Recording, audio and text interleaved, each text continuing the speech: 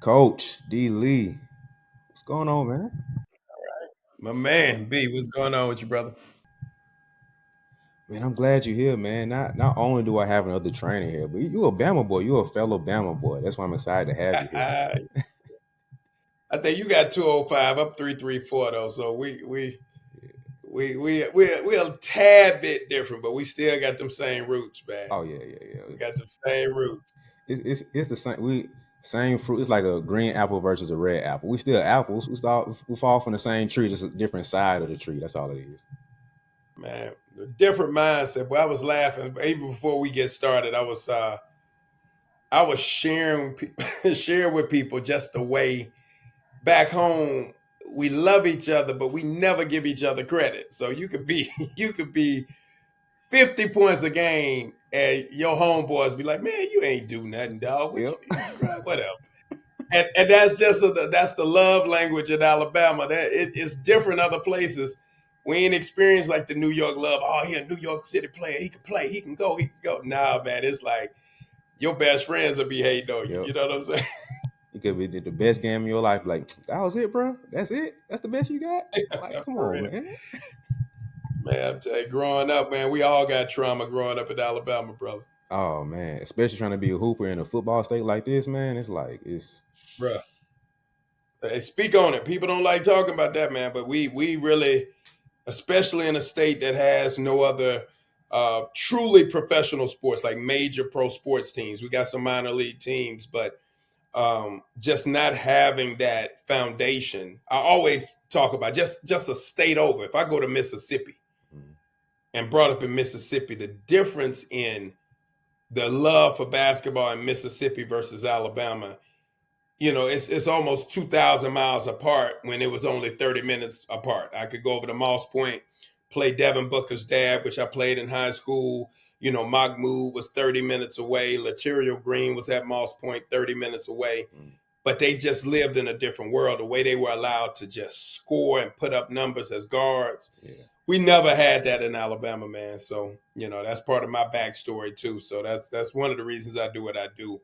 Always having handcuffs on. I really wanted to take the handcuffs off. So, man, look. I don't want to get us off track, but yeah, man, I love having the same kind of background. I think you can relate to me. Now we can talk about it, man, because that's still like an issue we have with like coaches handicapping kids, and like a kid will be 6 foot in middle school, and he's still playing a big man. Like that's still going on today, and I'm like, come on, man. Like we're seeing the game change, but yet still coaches are handicapping kids and pigeonholing them in one role or limiting their skill set because they're a certain height at a certain age. I'm like, come on, bro. Like we haven't got past that yet.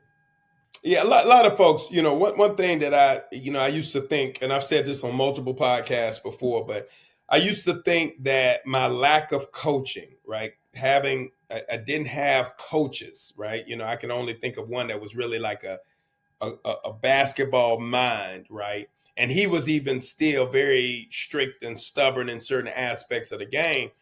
I really used to be embarrassed by it. Like I never received a coaching. I didn't even know what a V cut was, and this is not an exaggeration.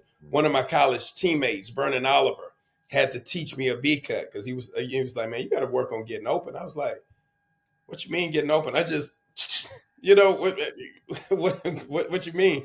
He's like, "No, bro, you got to learn how to actually get open. Take your man down, seal, and pop out." And I was like, man, I literally, and that sounds like it's no way you got all the way to college and didn't know what a V cup. No, I was dealing off of pure athletic ability. That's how I was living off of that. And so when I and I never really still learned a lot, but when I learned some of those things, I was like, damn, okay, it's a lot more to the game. But I was just a grab the basketball and go put it in the hole type of dude. Man, that's Bama right there in a nutshell, bro. We just super freak athletes, and IQ isn't where it should be. I'll say that it isn't where it should be compared to go to opposite state. People in Atlanta, just Georgia in general, like they're a little bit higher IQ. They're a little bit better feel for being a hooper and a basketball player. Versus us, it's just like, bro, just go jump over everybody. You fast enough, run around everybody, and you'll figure out the rest as you go. But then you get to the next level, and But it's that like, goes back to what you said. that goes back to what you said. You remember when you were just talking about maybe somebody positionally would be 6'2" or whatever at a center position in Alabama. That's not uncommon. Yeah. Like that's not uncommon where people be playing a 5 at 6'2", but usually that 6'2" was a a bunny, could hop out of the gym, kangaroo. So they never really developed those other aspects of the game. So yeah, that's one of those things, man. So I always laugh. I say, man, if you didn't have a parent who played, a coach who really knew how to give it to you, it wasn't any training. You just either didn't make the team and started doing something else, picked up a trade or went to college or whatever. But the basketball was done with. The basketball was over. Yeah. And like we talked on this before we started recording about how it's trainers popping up every day now.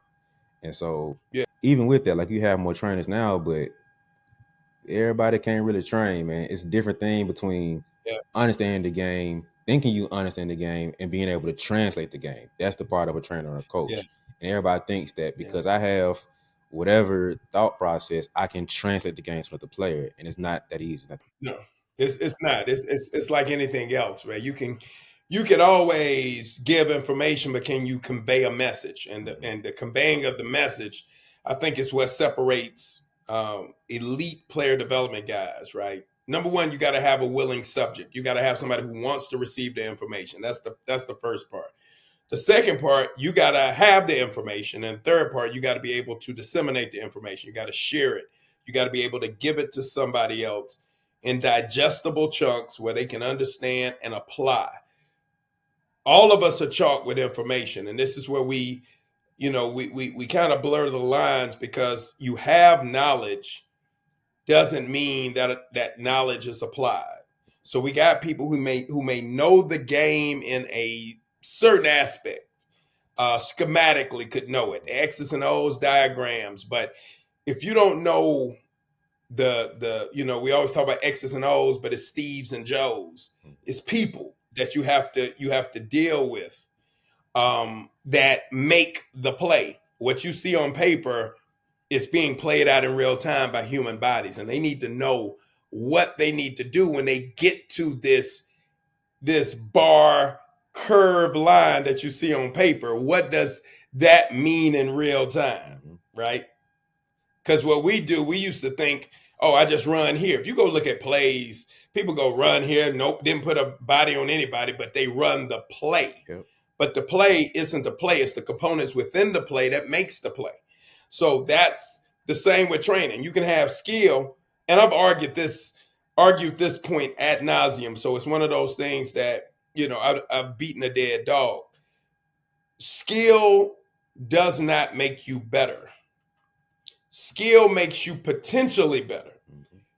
How you deploy that skill is what really makes you better. If you can't deploy the skill, it's no different than having, an arsenal of weapons. And I've used this analogy multiple times, but if I see an ant, to kill an ant, all I need to do is step on it. I don't need to pull out a grenade, a Uzi, an AK-47. I don't need to do any of that. All I need to do is step on it. Yeah. Now, if I know how to use all of those things, as the threat grows, I know what weapons to use as the threat grows. But if the threat doesn't grow, there's no need for me to do anything other than step on an ant. And that's how we conserve energy. That's how we become more efficient, and understanding that in development, there's two types of efficiency. There's real-time efficiency and there's stat sheet efficiency. Stat sheet efficiency is exactly what it is, 50, 40, 90. But if it takes me 300 dribbles to get 50, 40, 90, what impact did that have on the overall game? Were people standing? Did our players get enough touches to stay involved in the game? So those are the things that you got to start asking yourself when you're training, when you're coaching, is, are you efficient real time and are you efficient stat sheet? Optimally, you want to be both. Yeah. But it's much better to be efficient real time because it impacts so much more around you. Exactly. Yeah, man, this is why I want to have you on here because the way you talk about stuff is how I think about stuff too. Like you said with the efficiency, like I was telling one of my players not too long ago that working on moves and stuff, and I'm like, So we started going through one-on-one drills and stuff. And I'm like, okay, I taught you this move, but you know that's a backup plan, right? What's the first plan? He was like, go get a bucket. Like I don't care how you get it. The goal is either catch and shoot or catch and go to the goal. Everything in between is plan B, C, D. So if I'm catching, I don't have the shot, I'm driving to the goal. Anything that you do after that, across, between, behind, I don't care, spin move, that's just the second plan. That's when moving to the bag, right? But then any other thing you do after that is just adding on to that process of getting to the goal to get a bucket. So I don't care how many moves it takes. Hopefully, it's no more than two being at the level he's at. So it's like one move, you get cut off. Okay, another move, you get cut off, go to the goal, get a bucket. But there's no need for me to go to move 16, 17, 18 if you can go get a bucket on the first one. Like, why are you doing all this extra stuff? You can get a bucket. Like, it's pointless. Yep. Absolutely. Absolutely. I agree with you. For me, I understand the entertainment factor to basketball more than anything else. Like my game was predicated on flair, right? And I had, fortunately, I had substance, but I still didn't have a foundation. So when I watch, what I gravitate to is what I extract. This is in life. I if if I can watch a whole game and I can tell you every reverse layup, every hanging cross, every fantastic move dunk. I can tell you that. But if you ask me, like, how many backdoor cuts did you see? My mind wasn't geared towards seeing that because I was attracted to the flair, and that's why it's important for people to say, look, stop. I want you to see the game in a different way. I want you to actually observe beauty in a different way. That was beautiful to me, but let me show you what's really beautiful. You see how easy that layup was, but it was created by this pin down on the opposite side, right? That caused this to happen on, the weak side, strong side, pin down, drew the attention. So the backdoor slip, right, was there, right? So it's the beauty inside of what sometimes we don't think is beautiful. We think it's corny. That's life. We always look at stuff that has the most value sometimes um, in a way that doesn't that's not conducive with understanding the value of that thing. So we, time with our family, that's valuable, but sometimes we don't see it as such. We oftentimes see it as a waste of time. You don't understand that until much later on. Like, no, that was the value. You making money was one thing, but that was really the value of those moments. So same thing with basketball. It's just changing your scope, your frame of what is beautiful. Yeah, that's one of the beautiful parts of social media at this point. Because, you know, after a Kyrie game, he's going to have one or two, maybe three good plays where it's highlight worthy, right? And then you're gonna see every other trainer trying to break down that play. And sometimes it's annoying or redundant, but then it's like, okay, one trainer's breaking down his footwork, another trainer's breaking down the ball hand, another trainer's breaking down the actual finish. And the nuances of one play, I do like that sometimes because some trainers break down different things. I'm like, okay, different perspective. I ain't, like same thing you were saying. I ain't think about it that way. For me, I'm looking at a pass. I love a good pass where it's like Jokic when he dropping dimes like that. I'm like, that's beautiful, man. Just something about my heart just like feels good about seeing a good dime. But it's the beauty of the game from different aspects. So a coach is gonna break down the play and see the backdoor screens, the flare cuts, the footwork that happened into it, how the coach drew up this play, the ATOs, so on and so forth, the blobs, all that stuff. The transition for the skills, you might see a player look at the matches or whatever it was. So the beauty of the games, like we talked about earlier, is how it's so much going on, it's advancing in that way. But there's an ugly side to it too, where people try to get too technical with things and trying to like over critique, and it's like that's not right. And it's like, come on, man. Like, Yeah, we got a lot of that happening, but I understand it. I mean, people have to create value. Even you have to create value for yourself. So if we can appear to know more than everybody else, it helps, right? You create value or perceive value. Uh, but like I said before, one of my best answers, shit, I mean, one of my most often uh, uh, used answers is I don't know. And so people ask me, it's like the first thing, well, how many shots should I take a day? I don't know. I really don't know. I don't know. I don't know your how you are wired neurologically. I don't know how quickly, the myelin sheath wraps around your motor neurons. I don't know Mm. how quickly you can pick up and burn new pathways neurologically. I don't know because some of that stuff is based on heredity. Some stuff is based on being presented with other sports prior to this and other motor skills that are closely related. So a lot of this we don't know. But and again, it's redundant. You see me on any podcast, I'm saying a lot of the same stuff because I believe it. Sleep number bed. You got 13, I got 7. Good night sleep. We got different numbers, but we got to be trying to figure out our number, right? Because you test that number with that sleep number bed a few times. Now you might try 14, didn't have a great night's sleep, and you finally find the one. The same thing applies to shooting shots. 250 a day might be all I need to feel confident. Shit, 250 a week might be all I need to feel confident. And I think the connection, which I always talk about, is spiritual and not technical. All of it is about how I feel, right? And that's why optimal performance state or ideal performance state is always so talked about. The proverbial zone, being in the zone. The zone really is a feel, right? It's a being in a good place. That's probably the best way. I'm in a good place where I can be who I am in this good place, right? And trying to extend that zone indefinitely, right? That the aberration is being outside of the zone, not in it. Like you're always in the zone. When you look at it, people like MJ. MJ was whole career in the zone, right? Mhm. He had bad games, but those were aberrations. That they were deviations from the norm. They weren't the norm for him. You right? Yeah. So those are the things I'm talking about in terms of getting the mind right. So most of this is spiritual versus technical. I think as trainers, we spend a lot of time on the technical, but it's the spiritual. And then people are like, how do you know you can't quantify it? Dorian, come on, man. That's metaphysical. Da, da, da, da, da, da. Well, your outcomes tell you what you're thinking, Exactly. right? The way you miss is telling me if you're focusing on the front of the rim or not. I laugh. So all of my kids, because we have things that we're shooting for, and they'll be like, yeah, I'm focused. I'm looking at the. I said, man, come on, bro. You're not looking at the front. Oh yeah, right. I said, no. Be honest.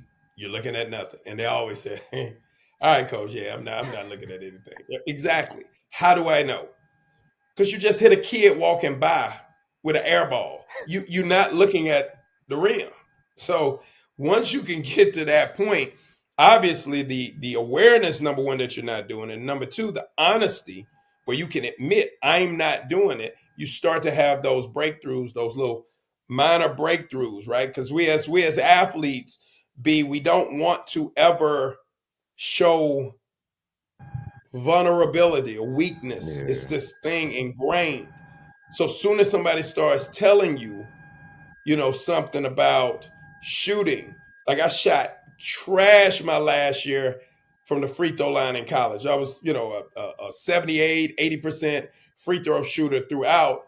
And then my last year, I shot like maybe 57%, something crazy.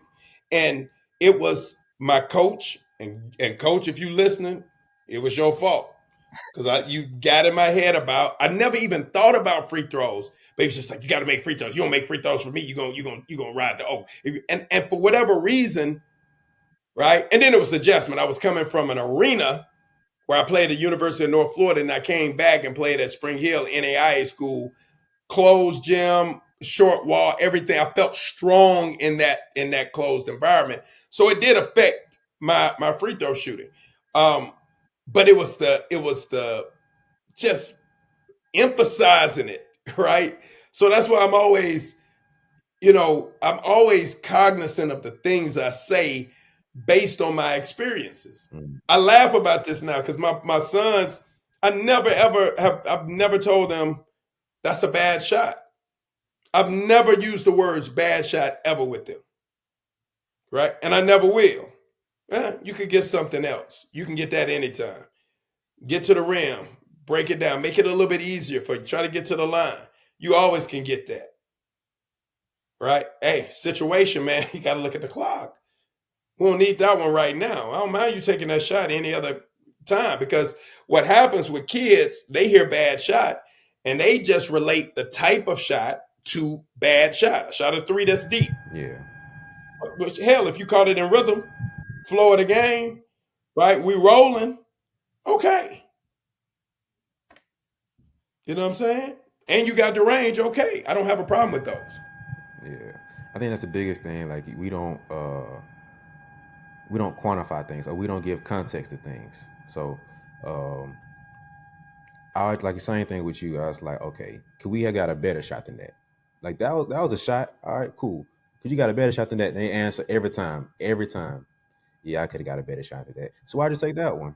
And it's just helping them think through. It's like, oh, well, maybe I should have swung that one. Maybe I could have drove in. It's like thinking through the options. So now, same situation happens. I don't have to say anything now. They've coached themselves into a better shot. To where now they're thinking the game through themselves. Higher IQ, you getting better look shots, and they're training themselves for the next opportunity they get to. I'm like, oh, boom. Now I'm getting buckets a lot easier, and I coach on the sideline chilling, or my trainer in the stands, my parents in the stands are proud because I've adjusted a lot faster versus coach fussing at me saying it was a bad shot. And so, um, but I do want to ask you, man, like you get kind of deep with like like you said, the metaphysical things. Like, where did that come from? Um, I guess my always my search for truth. So, um, we all have this thing about why we're here and what's our purpose and how did all of this come into existence, and the mind and the power of the mind, and how the mind is cornerless, endless, infinite, like a scale model of the universe. So for me, you know, we are all things. So if the universe is vast and unlimited, why isn't my brain vast and unlimited? And why isn't my abilities vast and unlimited, even though we are kind of in this physical space? So, it's one of those things. Just, I know it's a connection. We know it's a connection because, again, those that have certain mindsets, you see them achieve, and you see those with mindsets that aren't like that, they struggle. And even and look, and this is the beautiful thing about this, bro. And this is a reflective phase, for me in my life, because I'm 52 years old. And 52 comes, bro. You'll be 52 like this. As soon as you blink your eye, you're gonna be 52, right? Or 60. And it's just like, man, it was long and it was short. It's like the oxymoronic nature of life. Everything's long, short. You're young, you're old, you're large, you're small, you're smart, you're dumb. We're all things simultaneously, right? And so that's always been the thing. And so I've always tried to use basketball as this teacher of life. Like, how can we relate every single thing in this basketball to life? And so my ultimate goal is to deliver a better person, but I'm using basketball to do it. And so for me, I think ultimately that's why I've always thought like this. I always thought about something bigger. But to those that know me and know the love that I have for basketball, they would believe that it's all about basketball. And in reality, it's not all about basketball. It's all about, it really is all about who they become as a person in the process of the pursuit of anything worthwhile. There are certain things that you're going to have to do in pursuit of anything worthwhile, right? It's oftentimes that I wish I hadn't pursued. I have many gifts, and I wish I hadn't pursued basketball, but I can't help what I love. I can't help what my purpose was. I can't help who I was called and instructed to lift and elevate and help and learn from. So it's not all one-sided. The people that I've come in contact with, I too have learned from them. And, basketball has taken me throughout this world, 19 countries, 7,000 athletes, stuff that I wouldn't have even imagined when I started. It's just, you really can't fathom that the little orange ball going in the little orange rim could connect as many people, can save as many lives, can inspire as many people as it has.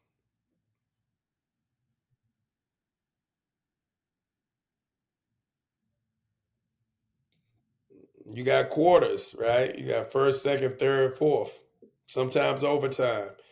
And in reality, everything we do, um, the game of basketball is life sped up over 32 minutes, over 40 minutes, over 44 for WNBA and 48 for pro. Everything you have to do for NBA, everything you have to do in life, you have to do in the game to win. You got to be a great teammate. You got to be a great leader. You got to understand time management. You got to know how to play when you're ahead. You got to know how to play when you're behind. And people don't get that one. But if I'm 53 years old and I got $1 million saved, and right, I got another 30 years, 40 years, or whatever, I got to make money last. And someone says, like, okay, I need all of your savings to go into this risky venture, right? I'm ahead right now in a sense. So I got to understand, like, no, I don't have 3, 4, 5, whatever I got saved to put in, but I got 200,000, right? I can invest 200,000. I can afford to lose that. That's understanding how to play when you're ahead. Same thing. If you're up 30, why are you coming down one pass, one shot for the next 10 possessions and you get your team back into it? Then also playing conversely, it's almost the same psychology. That's what I'm saying. It's the same thing on both ends. It's like polarizing equivalents. So you also, when you're down, don't want to come down and take one pass and shot every possession, because that's not how we chip away. Can we get some stops? Can we get a couple of lays? Can we get to the free throw line? Can we knock down a shot after the ball reversal? Can we do this and chip away, chip away, chip away? In that real life, when you're behind, right, you lose your job, you don't go, hey man, let me pull out all my savings, fly out to Vegas, put it on the crap table, and hope I can get my year's income back in one day. Right? That's the psychology I think we have to have when playing basketball, the time management, right? The strategy, the execution, the teamwork, the cooperation. Sometimes you got to be a great follower, sometimes you got to be a great leader. We have to be all those things simultaneously. That's what happens. Excuse me. That's what happens, in my opinion, with many of our athletes. And, not for it to be deemed negative, because quite frankly, in this era, no matter what I say, who I say, to those that are proponents, they're going to say I'm hating. To those who are opponents, they're going to say, yeah, you're right. At the end of the day, that's always been my only gripe with LeBron James. I think LeBron is a fabulous athlete. I think LeBron has done some great things inside the game of basketball, but some of his lasting legacy stuff is almost the smartest man in the room type issue. And all of us have to yield to something greater than ourselves and our own intellect, and that's the common good. That's the betterment of the team. And that's something that, even in this late stage of his career, he hasn't seemed to um, embraced to the point in which I think he could have embraced. And I always laugh because MJ, a little bit more cognizant of his legacy, I think, at some point in his career early. And he realized after the first 4 coaches, a few more coaches, they're going to say, you the problem. They're not going to say it was the coaches, the system. So he finally had to submit and yield to a concept, the triangle. He had to yield to it, didn't want to. He fought it, tried to scrap it. He wanted to impose his will on it. No, I want the ball in my hand. And this is where Phil gets a lot of credit from me. I don't always give him a lot of credit because he had, obviously MJ helped mold him as a coach, because he had a piece of clay that he could shape that made him the coach that he became. But Phil was able to convey a message. He was able to convey it. He was able to share with MJ that you're going to be trying to bite your tail, which is the championship, and you're never going to bite it. You're never going to get it. You're just going to run in circles.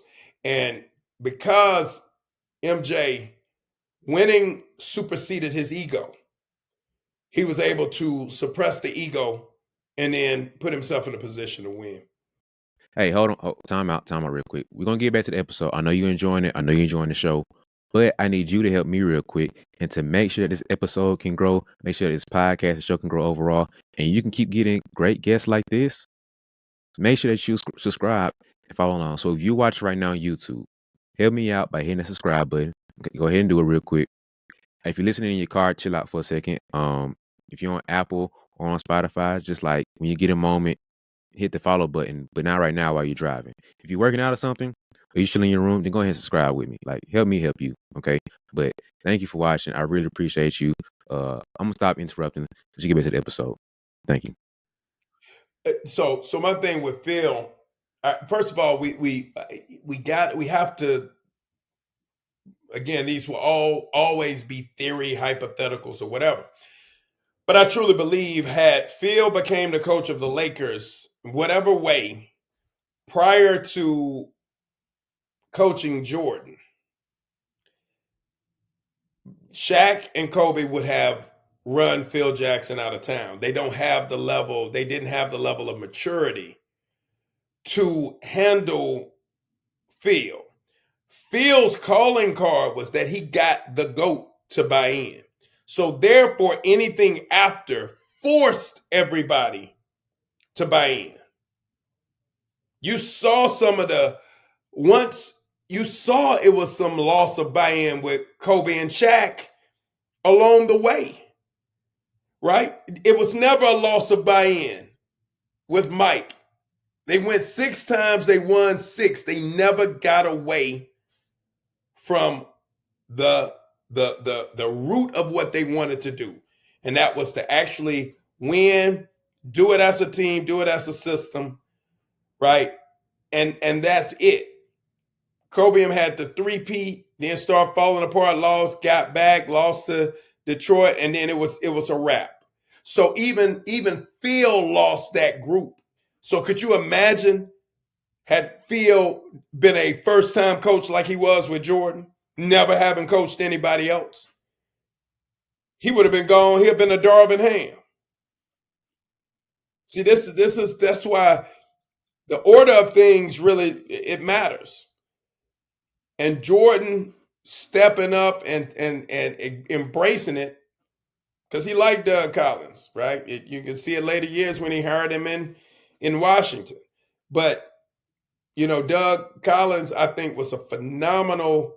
He's just like Mark Jackson. It's several types of coaches. It's like the starter coaches, it's the culture changing coaches, and then it's the championship level coaches. A lot of the culture changing coaches are probably better coaches, X's and O's, than the championship level coaches.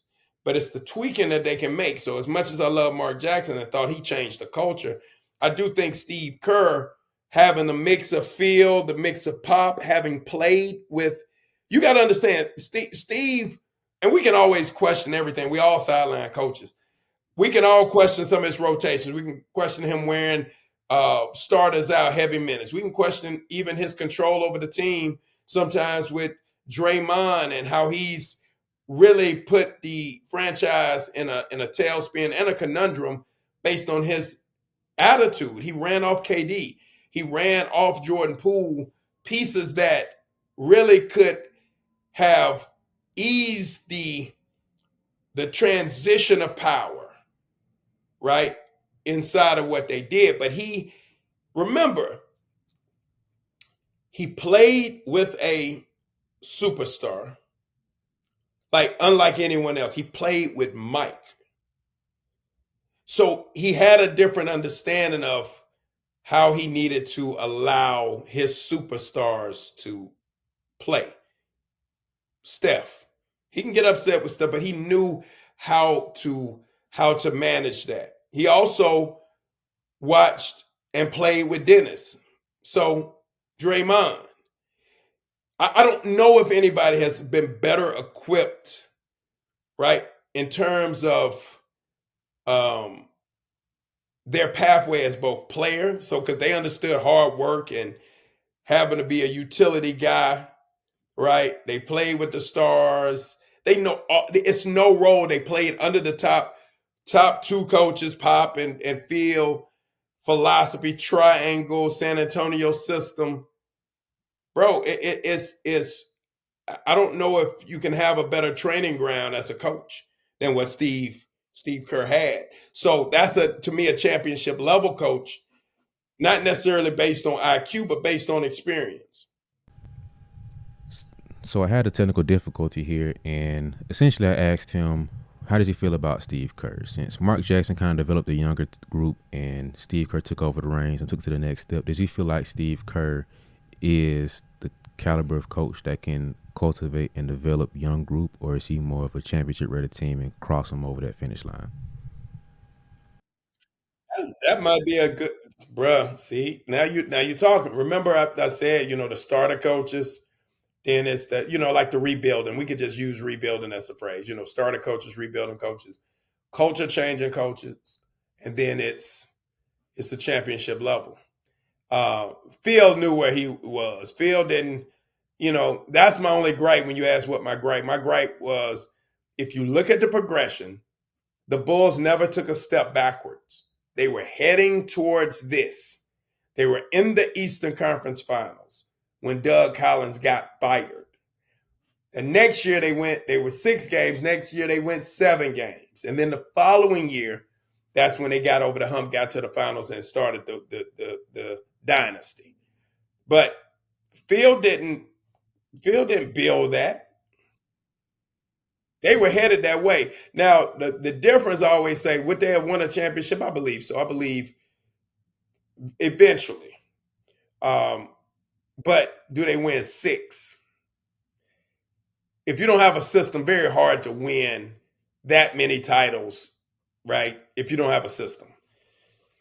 So I think Phil contributes. Like I said, it's funny because I think because of Phil, they were able to sustain being on top, but Phil didn't start the ascension. They were already ascending. He's a fine tuner. And I think I love what he did. They had a great roster too, but he still, I thought, did a phenomenal job. And we always got this stuff like, no, did he really? If Kyrie doesn't get hurt, if Love doesn't get hurt, the first championship, do they even make it? But remember, injuries are part of this thing, Yeah. and confidence is big. So once you win, it leads to a championship mindset, right? Um, and yeah, you got to stop people from winning if you want to keep them from growing out of control. And they didn't stop them from winning, so they grew out of control. Yeah, so that's the interesting thing about the Warriors. People try to knock about, what's been going through the past few years, but it's still a level of greatness that you got to have to say that, man, for Curry to be at the age he's at, to play how long he's been playing, late into the season, still killing like he is, it's a lot of respect that you have to put on that. But at the same time, people take shots at his leadership with Draymond doing his thing and costing the team what it has. So if if you had to give your input on what you feel like Curry's doing or not doing, like what do you think is going on with that situation of him being like the leader of that team like that? Leadership is different, right? I just think you have a loose cannon in Draymond. Just being honest, I think Draymond, I've always said, was the NBA journeyman if without Golden State. Now, does that mean his value at Golden State isn't high when he's functioning? No, it's extremely high. But without the pieces they have, right? He's probably out of the league in a short period of time, right?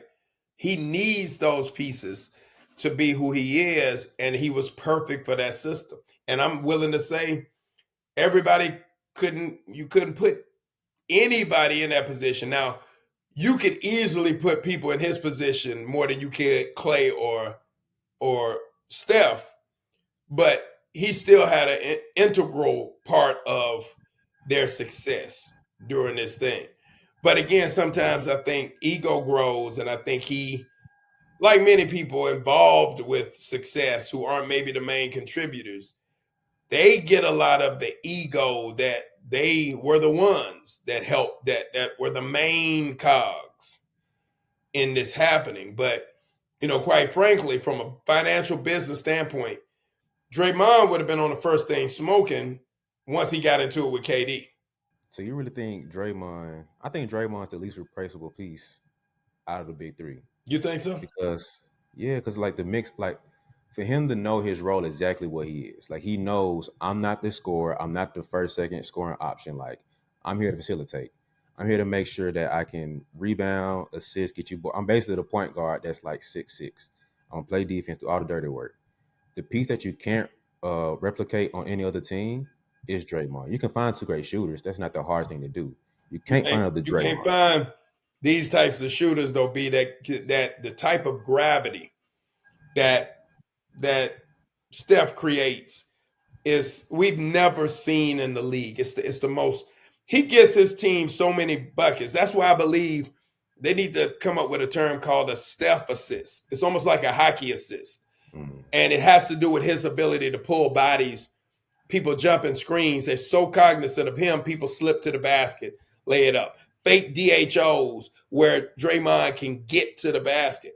How is that done? That's not done without that type of shooter, that level shooter. It's a lot of shooters, but yeah. not at the proficiency, right? So I want you to think about efficiency and proficiency, right? I want you to Mhm. think proficiency, efficiency, um, and being prolific at the same time. So he takes the most shots and is still one of the most efficient shooters in the history of the game. Now that's unheard of.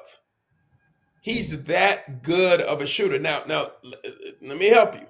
He's even better percentage wise.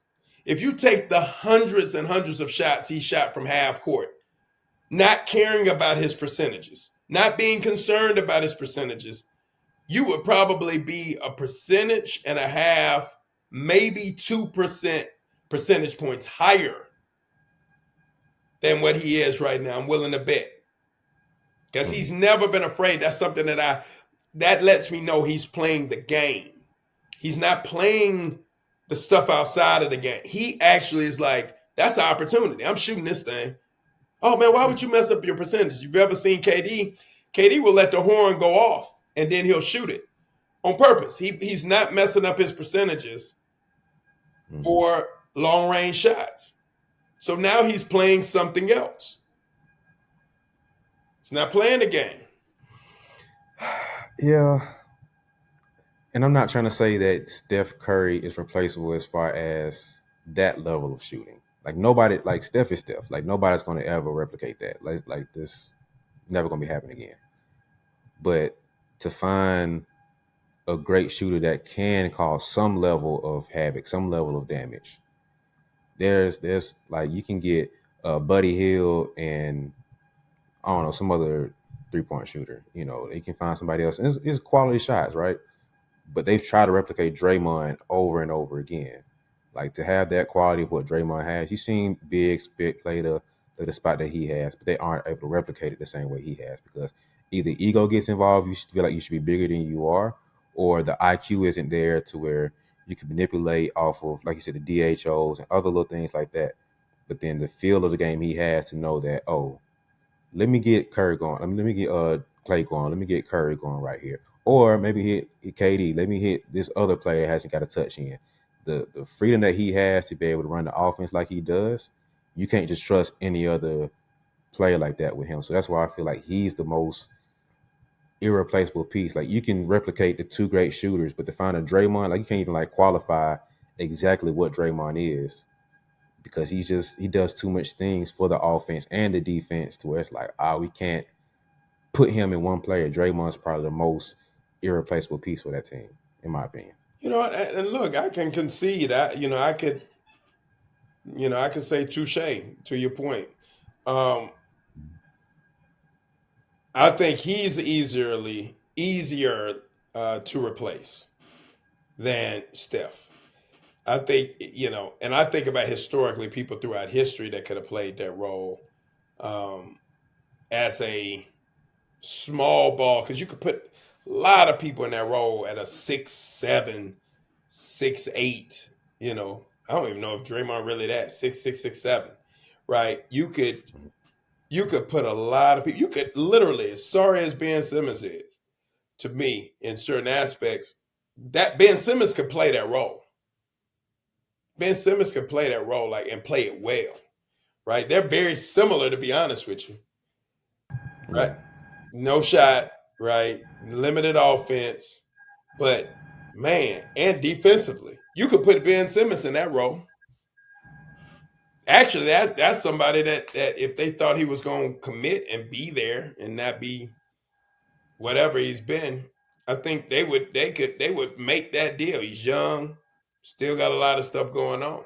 So yeah, that's it. But like I said, I like Draymond for that team. I think he's very, like I said, initially, I think he's very, very important for that Mhm. system. I think he's extremely valuable. But again, it's just like you could have an extremely valuable mate or spouse that ain't gonna be that valuable with nobody else.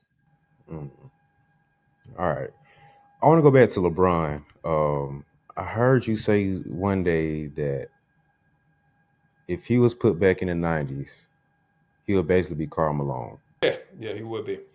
Um, and I'm talking about from a production standpoint, and we all keep talking about uh, who gonna stop him, that phrase is probably the most overused. Who gonna stop him?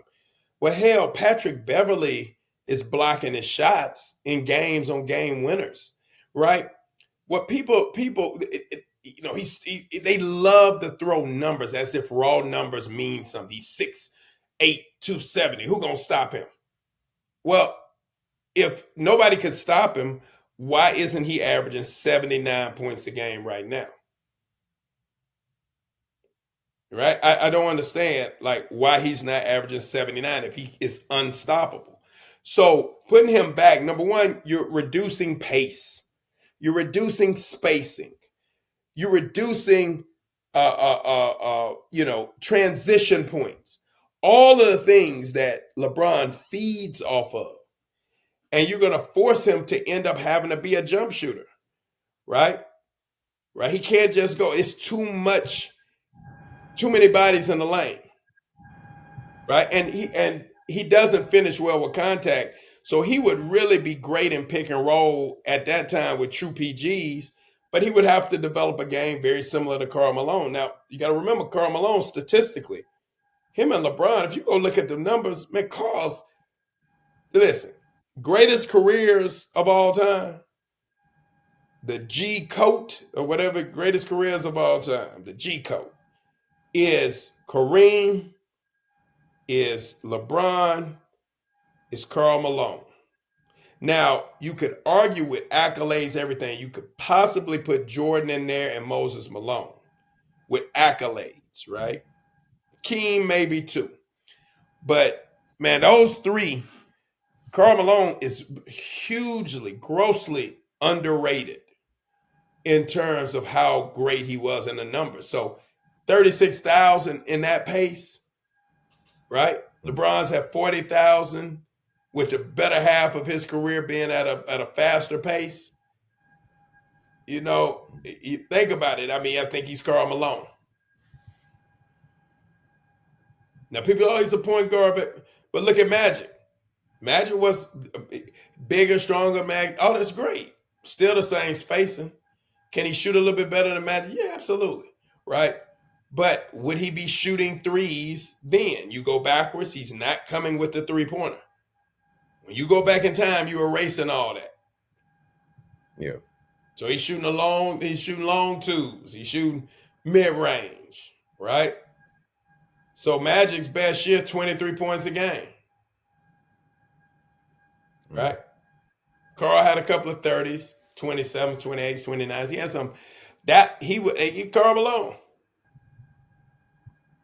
I want to have a comeback so bad, man, but I think he got me on this one. Okay.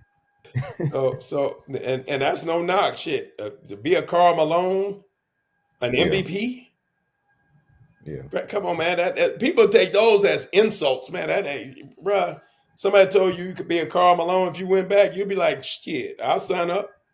The only comeback I will say I have, I think he would be a little more Magic in the ball dominant sense. Like he would have the ball in his hands Hmm. more, Yep, and true. I think he would either go one of two routes. He would either bulk up like he did in Miami, so you see Miami LeBron in the '90s, or he would stay slimmer and you'll get stay like young LeBron, where he's able to be more of a guard, depending on where he's getting used at. So I think that's the only thing that would shift LeBron's trajectory one way or the other. So he either bulk up and be bigger like a Karl Malone, or he'll stay slimmer and be on the perimeter like he was like Magic. So that's the only thing I think that will really be the biggest shift in his game, really. Yeah, I agree. I agree. That's why I say he could be Magic. Either way, Mhm. you're looking at a 19 and 13 guy or a 27 and 10 guy, Yeah. right? Depending on how he was going to play. So either way, right? You know, either way, he's still gonna be Magic or Karl Malone. Just the Mhm. way the game was played then, he wasn't gonna be both, right? He was gonna be one or the other. But even if he was more Magic, all right, let's give him 2 more points a game. So he 21 and 13 in terms of assists for his career. And LeBron has never been that type of assist guy. If you look statistically, he ain't never been in that rare class of assist guys historically. The only time he did it, and that was a few years ago with just the truncated season where he had 11 and he led the NBA. But historically, he's a 7 assists a game, 6.9 assists a game guy. So this myth about shoot first or he was a pass first guy, no, he's a shoot first guy. That's a myth, right? That's stuff that we create narratives and we run with them. We never ever test them. We never check them out. It just sounds good. That's what the announcer said. That's why sometimes you got to watch games with the volume down. Sometimes you got to watch sports talk with the volume down. You don't even need to know what they're talking about because half of the stuff just sways your belief on what you Yeah. actually see. Be like, hold on, time out. I didn't see that last night. Oh man, this might be one of the best games he's played. Then you start second guessing yourself. Damn. Yep. Well, maybe I looked at it wrong. No, you didn't. You ain't look at it wrong. You remember the game. All right. Okay. Another timeout. Okay. Look, if you got to this point, you have to be enjoying the episode. Like you have to. At this point in the episode, you're enjoying it. So help me help you. Just if you're on Apple right now and you're on your phone, okay, just take your phone, press the subscribe button. It's right there. Just do that with me. Even if on your laptop, take your mouse, boom, click over, boom, do your thing. Now you subscribe. Now you linked in because you don't want to miss the next great episode that I have. But doing stuff like this helps the episode grow, makes the show grow, and the podcast grow so I can keep getting great guests and keep doing great interviews. So if you listen on Apple or Spotify, take a second, look at your phone, press the follow button, okay? And share with a friend or two because you'll find a value in this. You want to have this conversation with your friends so they can have the same value. Now the whole basketball community can grow. All right. Thank you for listening so far. I'm gonna get out your way. Let's get back to the episode. Appreciate you. Yeah, yeah, that's funny. Oh man, I want to throw this at you though. This is a thought I had a couple months ago now, but I think shooting back in the day, I think better shooters were back in the day than they are now, and I say that because the old mindset is if you're like Steve Kerr, Reggie Miller, like the elite top tier like snipers of back in the day, you're getting 5 attempts max. If you really want to burn it, you're getting about 7, right? Players are getting that in a quarter these days. And so if Steve Kerr feeling good, you get in 5 attempts. So you got 5 attempts to prove your worth this game. Bruh. And so you get in 1 or 2 shots, it's like, hey, Curry, you might want to see what that midi looking like, or you might drive in, kick it back out. But people are like, oh, shooters are a lot better today. I'm like, how many attempts did it take them to finally get going? So I think the snipers were more in the '90s and back versus how it is now. Look, man, Once we that's a think about very for you to be. I'm guessing you what 30. How old are you? it. 28. All right, so you know, I really do have shoes older than you, bro, in the closet. Real talk. I really got shoes older than you, whether you believe it or not, man. Suits too. At the end of the day, bro, for you to be that young and have that type of understanding is really huge because usually that mindset or the young mindset is instant rejection of even the thought and the understanding of context. So I listen, bro. I used to come off the bench, right? And people don't understand my thing. And this I've said this again on a bunch of times. I was a six man in college. I was a leading scorer on every team. I wanted to be a six man. I could have started, but I liked the role. I was kind of superstitious, right? JUCO, everybody was talking about who was going to start. I told coach I don't want to start tonight. He was like, "What you talking about? Why won't you?" I said, "Nah, it just seemed to be more important. I just want to play." Played PJC Pensacola Junior College. I had 21 and 6 off the bench, and I was like, "Yeah, I ain't never starting. This is what I'm gonna do." And I really relished that role. I wanted to be different. I relished that type of stuff. I used to be into that. He's different. He wants to be this, right? And the mindset, right? The mindset of having to come in the game and right. I know I can get shots, but coaches didn't love me now. They didn't love me. So if I'm off, it's a good chance I might get yanked, right? But to know that you got 7 shots, 5 shots, 3 shots, and you got to go 2 for 3, 4 for 6, but it's a different level of pressure. Westbrook, if Westbrook took 7 shots a game, we would know whether he's anywhere close to being a shooter. But when you know you can get 19, 17, 15, 12, 13, you can look, man. If I had an unlimited clip, my percentage would be out the roof. Out the roof, right? Because I'm a 48, 48, 42, 70 something after that last year, man. It probably brought us 70. So I was I was pretty efficient, right? Without a lot of shots and then not a lot of minutes. So that was the thing. So yeah, I think it's contextually. I think you're absolutely correct, man, and that's a great for you to even be able to think like that at that age, man. Man, it just comes from what you said. I get tired of watching ESPN or whoever, and I'm like, that doesn't feel right with me. So I just take time to think about the game and look at things. I watch old school stuff and like the film and the stats and things. I'm like, you start seeing things. Some things match up, and it's like, okay, that makes sense. So you look at things, and that doesn't add up, and something like that stands out to you when you look at how Steve Kerr, percentage-wise, one of the greatest shooters of all time. And you look at different things, and it's like, oh, like some players now wouldn't survive back then just off the fact that you get 5 shots, and that's it. So it's just different when you look at the game, man. Um, I wonder how you feel about this too. I feel like in this ring culture we're in now, of you got to win a ring or you're a bust, and it's crazy what it is now. And I don't want to say rings are overrated, but rings are overrated. They are 100%. I've always felt that.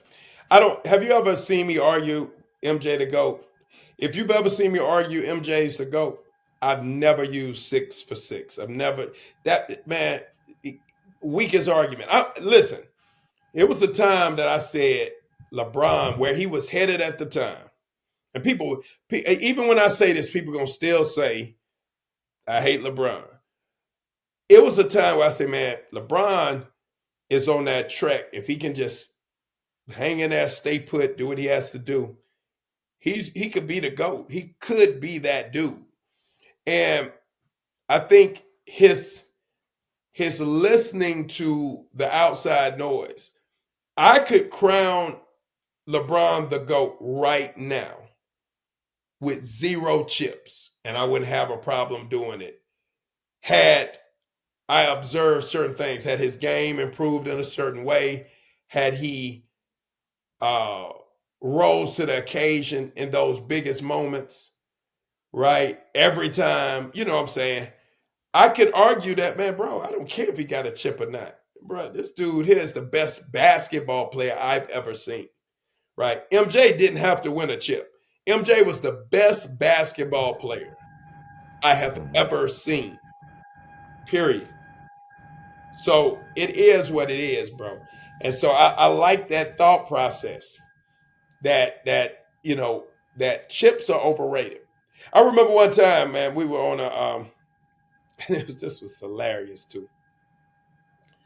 Um, I remember one time where what was the scenario? It was oh man, where we were talking about um it was some level of goat talk and this and that or whatever the case may be.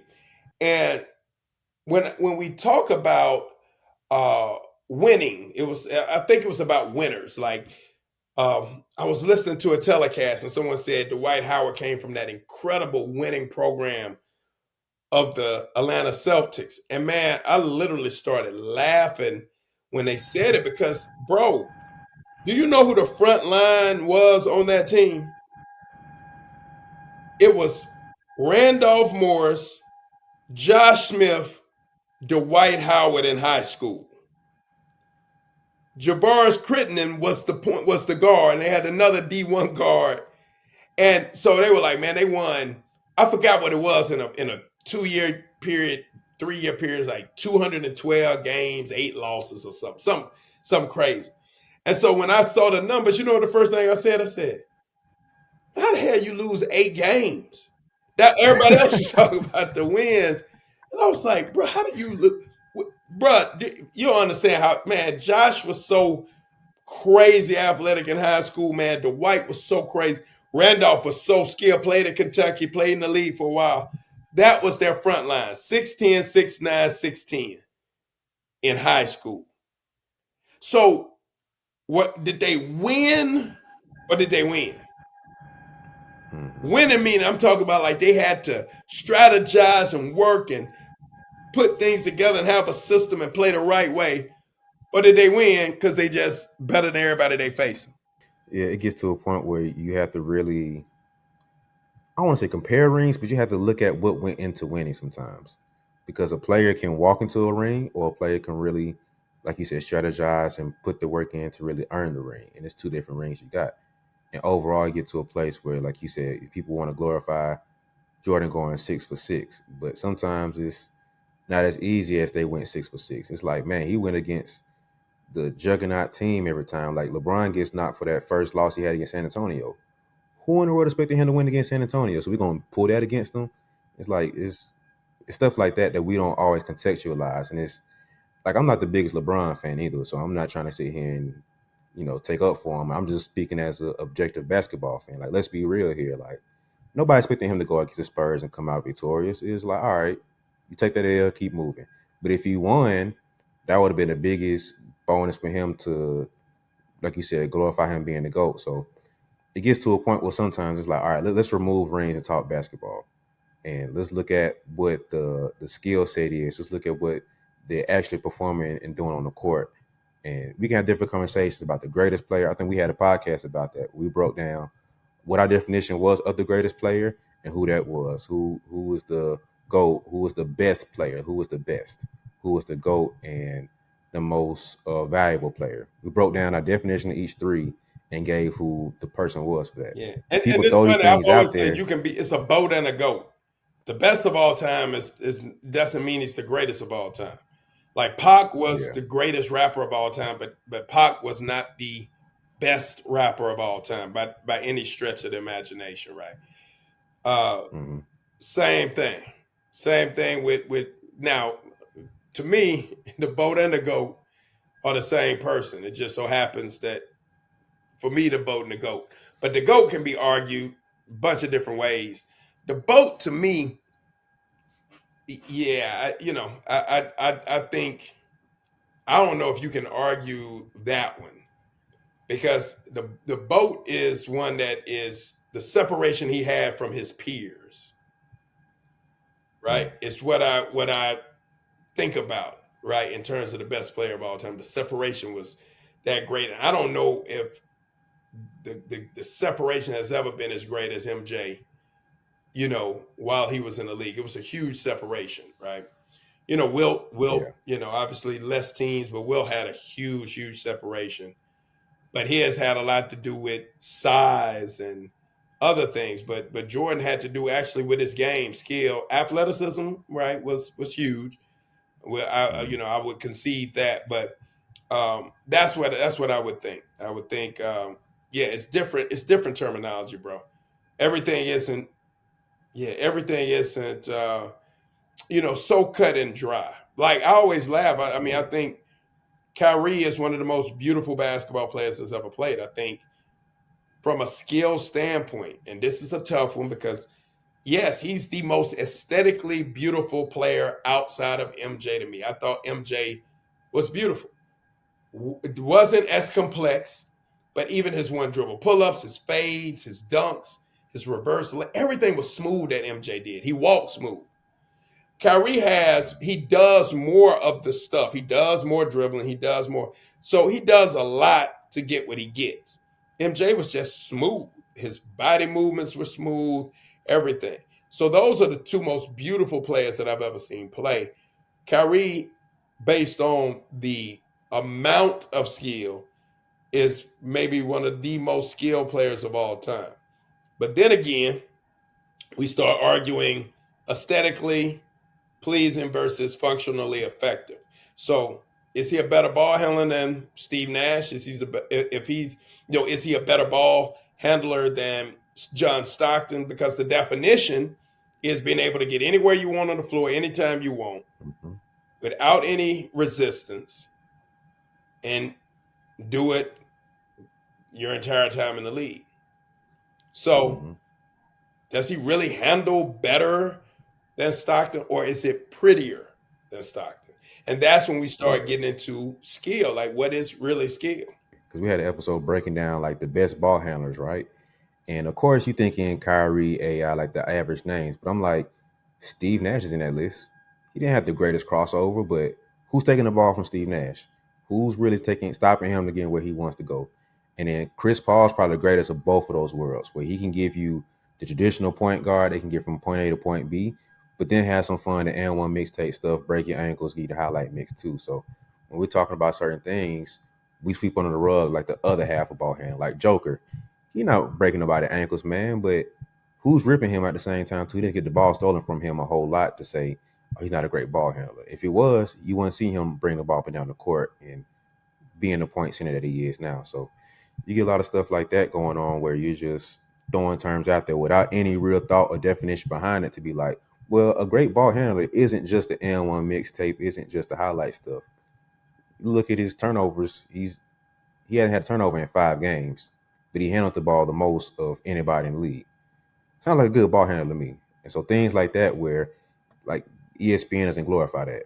So that's why players aren't thinking through that because they're just seeing Kyrie all the time or they're seeing Steph all the time, Jamal Crawford all the time. So that's why I like to have talks like this with people. And it's like you see the full game. You see the binary sides, both sides of it. You see the X's and O's, and you see the actual basketball being played. You see the highlights, but then you see the actual context that go into things too. So that's what's fun to have talks like this with people who get all sides of it, or at least multiple sides of it. I So appreciate that, man. yeah, man, this was a good one, man. So much more I want to get into with you, man, but we're gonna have to cut it short right here. We're not done yet, but we're gonna have to cut it short right here. Do another one, man. We can definitely. I appreciate you having me on, man. I love what you're doing. I saw many of your podcasts, man. You're doing an incredible job, man. And the main thing is just bringing different mindsets, different positions, coaches, players. Uh, you know, I don't know if you had speed and agility yet, but I know coaches and players, and then player development guys. So I think it's huge. You might want to get a referee on so these IG refs can get some sleep and rest and stop trolling because they just don't understand the rules. So that might be one that you can bring, you can bring on, man, to help the culture. So we got to do our part because the education and the miseducation is really huge right now in basketball. I'm working on it, man. I'm working on getting a ref. I really want to have a ref on. Like that's probably the one I'm most excited to do, just because they don't. First off, nobody talks about the refs. Nobody, gets them on any podcast, right? But let alone get them to explain and get their point of view on the game and stuff. See, like you said, the IG refs are all the armchair quarterbacks think they know everything. I'm like, bro, I have a referee right here telling you what the rules are. So that's probably the ones I'm most excited to do, man. You reading my mind, so uh, got to figure out how to get that one in, but it's definitely gonna get done. So, but man, I appreciate you coming on. Now, I appreciate Uh, you, brother. Hope I got answered enough of them for you. yeah, man, I still got plenty. It's the basketball game still going on, so there's gonna be more opinions and stuff formulating. So, whenever you want to come back and get some more stuff off your chest, this is a space for you. We can definitely have this discussion more and more, I man. So, appreciate I it, brother. appreciate you. Well, all right. Where people can find you at, man? I know you got this the Instagram, but Yep. I'll BeBall let you break that 101 down. EPD, Twitter, YouTube, IG, everywhere, and Facebook, Dorian A. Lee. But yeah, B-Ball 101 EPD. Definitely come to our page. It's a bunch of it's a collection of different things basketball. I consider myself all things basketball, so it's going to be some parental advice. It's going to be some true skill work and development, some unique stuff. It's going to be conversations about the state of basketball. So it's a community, I feel, and if you want to be part of a community that is indeed attempting to elevate basketball. We're part of it, and hopefully you can see something you like and follow. I forgot. I wanted to get into the book too, man. We're gonna have to. That might be episode two, No, we, man. we can do it, man. Like I said, there's no issue for me. You just let me know when you want to have me back, and we'll knock it out, brother. Just so y'all know, you might be the reason your kid is trash. That's. Yeah, all of us. That's why I say I laugh when I talk about that book because people think it's written from some perch because that's the nature of humans. He thinks he's all that. He's got kids. Let me wait and see if his kid's gonna be good. My kids could be trash too, right? We're not, we're not above, reproach. And when it comes to this, we can be to the reason, right? And the key to that book is so you you don't take the missteps that many parents take. So we can learn from other people. And it ultimately ends. So real quick snippet. It's 8 keys to maximizing your young athlete's performance. That's the total title. The title is you could you be the reason your kid is trash? 8 keys to maximizing your young athlete's potential, rather. And so basically it's 8 keys. 7 of the keys lead to number 8, and number 8 is develop an ironclad confidence in your young athlete. So at the end of the day, we're trying to develop a well-rounded, confident human that is also a well-rounded and confident athlete at the same time. So the book is, and I'm gonna be like if I just objectively stepped outside, it's a book that I would want to have if I wasn't in this space and I needed to learn about this space, or at least get a quick, strong overview of this space and some of the pitfalls. So yeah, I wanted to get into it today, but we'll see what we do next time. So, where's it? It's on Amazon. Yep, it's on Amazon. Pick it up. All right, so y'all head to Amazon, support the brother. Uh, he got kids to feed, okay? So y'all need to help him out because Plenty of them too, man. I got a bunch of them. So yeah, he got kids to feed. He got to feed himself too. He got a lady he got to take care of. Dates and stuff. Got to help the man out. So maybe I can buy a book too, so he can take care of himself. Follow him on social media. Follow him on all that stuff because this is like really like we're out and this could have been like 6 hours. I'm just letting like that's how my brain been working. I've been trying to like I told him this like I'm trying to like cut down and concise how we're gonna break this into like about an hour. And so this is like maybe part one of 10. I don't know yet because Man, look, I'm it's here, going bro. all So day. you just let me know. Y'all stay tuned. Make sure you subscribe to stay tuned for whatever part coming next. So y'all follow me on social media. That's B-Ball Jones, B-E Ball Jones. And that's everywhere. I'm everywhere. I try to do my best to be everywhere. So yeah, that's it, man. Thank you guys for watching. Appreciate you, Thank you guys brother. for listening. Appreciate you again, D Lee, for coming on. See y'all next time.